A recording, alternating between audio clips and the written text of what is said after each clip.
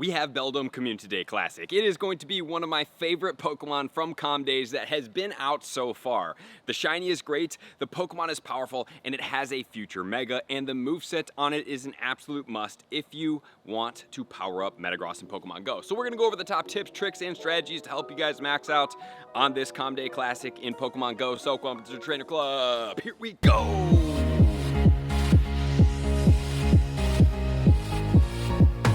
I can't believe that it's already here. I've been asking for this, I've been hoping for this, I've been waiting for this, and we have it. So on Sunday the 18th, from 2 until 5 p.m., we're gonna have Beldum Comm Day Classic, which is extremely exciting.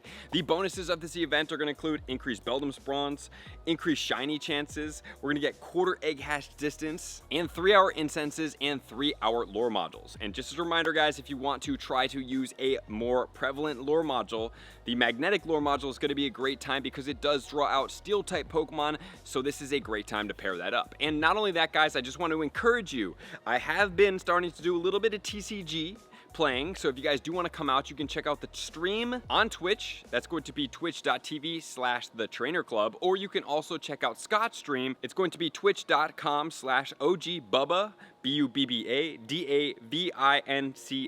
Da Vinci.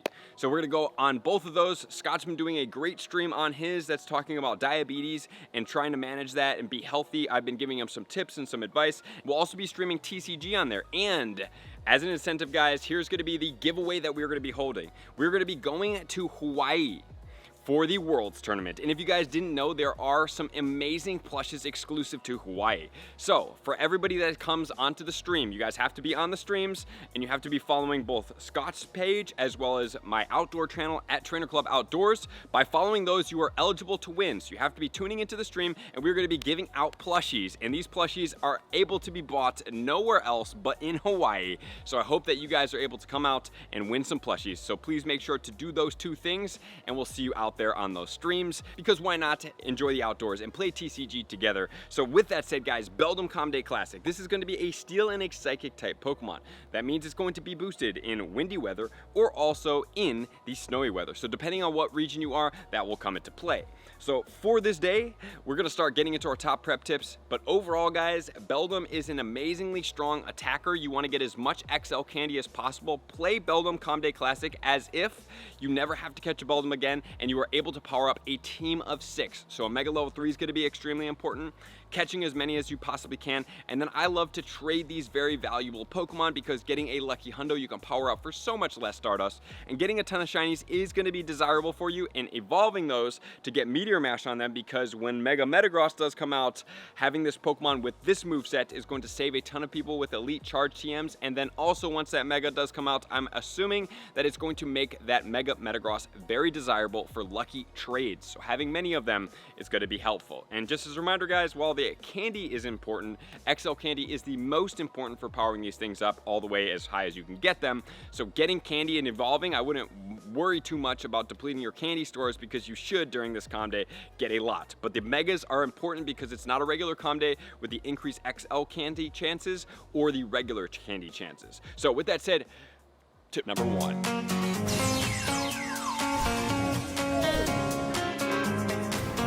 The prep time for this event is now. So what we have to do is find a good location to play. I suggest in some type of downtown area. You can choose a school, some type of college campus. That is going to be good for you guys to play in. If you are in a dire strait and you don't have anywhere to be, a Walmart parking lot or other store parking lots are going to work.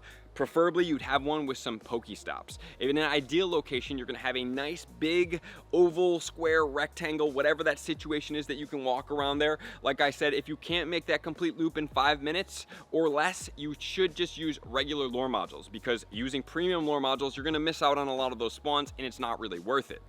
Not only that, we also need to make sure that we have area beyond just our grind rotation that we are going to be able to reach out to go after the field research. The reason being is field research is going to give you Beldum. It can give you 5 Great Balls, 2 Ultra Balls, 2 Pineapple Berries, which I don't care about, and also 500 Stardust. My main thing is the Beldum encounter. So being in those type of situations, putting you guys up for success, and then being in a place that you can step out of your grind route and you can still catch Beldums, you can visit new wild spawns, because just as a reminder, guys, that once you are in a route, a location, somewhere that you're going to be going around and around, or even up and down. Once you catch those wild spawns, it's going to take a little bit of time for you to get some new ones back. So it's very important to stay ahead of that situation there. So those are the top tips to getting you prepped for location choosing, which then leads us to tip number 2.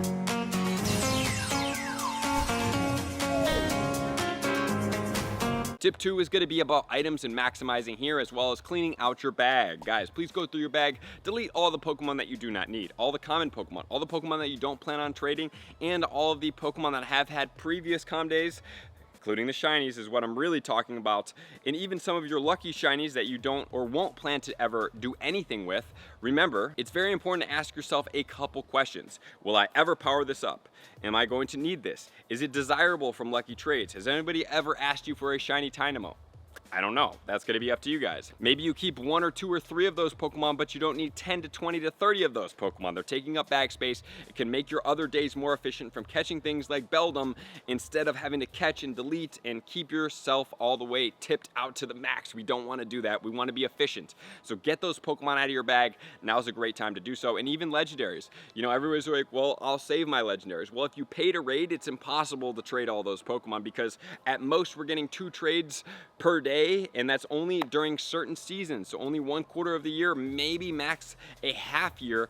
And so if we're taking that, that's an extra 180 trades throughout the year. And let's say for something like Necrozma, I did 450 raids. So there's no way if I wanted to trade anything beyond just a regular Necrozma, I could do that within even 1 year basically. So you might as well start transferring some of those Pokemon. And yes, I know that at some point there could be 2 times XL transfer candy, so you can save some Pokemon that you do need XL candy, but for me, something like Necrozma, I have so much XL candy on that Pokemon. Rayquaza, so much XL candy on that Pokemon. And even Mewtwo, I would probably transfer that as well because I have multiple of them maxed all the way to level 50. I have 4 Rayquazas maxed to level 50. I have 6 Mewtwo's, I believe, that maxed to level 50. So what am I saving these for? They need to get out. They need to clear out some bag space. I'll save a couple, especially with the exclusive moves, but beyond that, I'm done. And also, as far as ball count, guys, I want you guys to stock up on as many Great and Ultra Balls. Great Balls are great for this day because they are going to help you catch these Pokemon faster. You're not going to have to go back and forth like, oh, I got to throw another berry. I got to try to catch it again like Pokeballs do. Great time for you. And if you can't play, guys, using an auto catcher such as a modded Pokemon GO Plus is the way to go because you can auto throw Great and Ultra Balls and you can catch as many as you want. Please make sure to use your incenses, which is going to talk about as the day starts in tip number 3.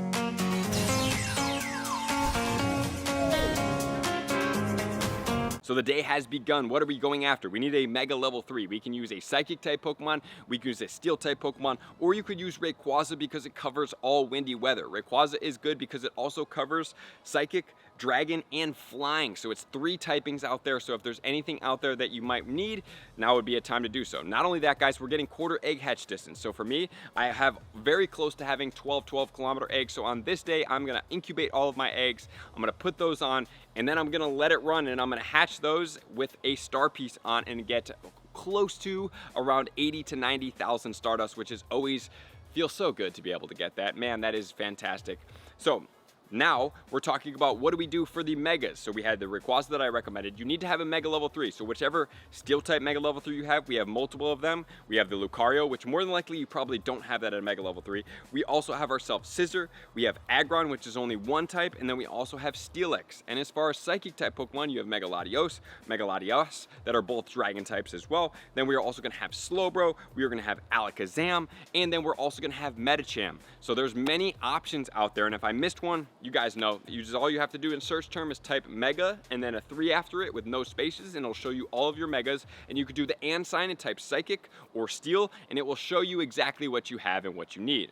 So getting the bag cleaned out, stocking up on your items, and then we have putting our Mega level 3 on as soon as the day starts, and then going out and hunting. So during this day, we're going to talk about some 100% IVs. As far as field research, it's going to be 418. So that's going to be the one coming out of field research. As far as level 30 in the wild, it's going to be 837. So every condition except windy and snowy weather is 837. That's going to be at level 30. And then if it is windy weather, that 837 can be, but is not guaranteed because now it raises the level to level 35. At level 35, it's 906. So this is going to be windy weather boost. The only guaranteed hundo Beldum that you would see in the wild if it is windy or snowy weather is going to be a 906. So now you have the 100% IVs. And as far as PvP goes, in the Great League, unfortunately, it's not amazing. Ultra League, not amazing, but in the Master League is where it does thrive. So using this Pokemon as an attacker, you can use it as a Master League Pokemon, and eventually it will have a Mega. So it's very valuable to you guys. So make sure to get out there and hunt, enjoy yourselves, which then leads us to tip number 4.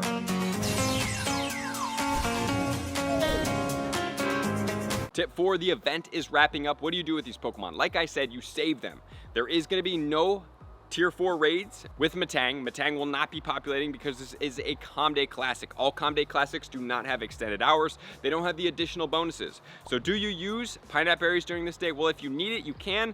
I personally have had more than enough Beldum candy caught in this game, so I do not need to use Pineapple Berries. But if it is a brand new Pokemon for you, maybe you do use Pineapple Berries, but also having that Mega Level 3 will help you get more candy faster without having to slow you down. The only problem with using berries is it's an extra step, and if you are walking fast, you're being efficient, berries are going to be negated by being efficient in the game. So I prefer to be as efficient as possible because that can get me more Pokemon caught, which is going to be more XL candy, more regular candy, and more shinies and more XP, and potentially a Shundo, and that's one of our goals in Comm Day. So please make sure if you do see a 100% IV, you call it out for all those people. So that's going to be everything you guys do have in Pokemon Go for Beldum Comm Day Classic. Good luck out there. I'm very excited about this one. So thank you guys for tuning in as always. To all of my likers, commenters, subscribers, Patreon members, everybody takes your support, subscription, participation to X level. I'm gonna see you guys out in the next video. Peace. I want to take this time to thank everybody who supports me in every facet. It means the world to me, and an extra special thank you to all my Patreons. I greatly appreciate the extra support to continue to allow me to pursue Pokemon Go full time, allowing me to create my daily video uploads in the most timely fashion for everyone's benefit. Plus, I get the amazing experience of sharing my creative processes behind the scenes and raiding all around the globe with select upper tiers. Thank you everybody for being a part of the Trainer Club. You all mean the absolute world to me, and I will see you guys out on the next video.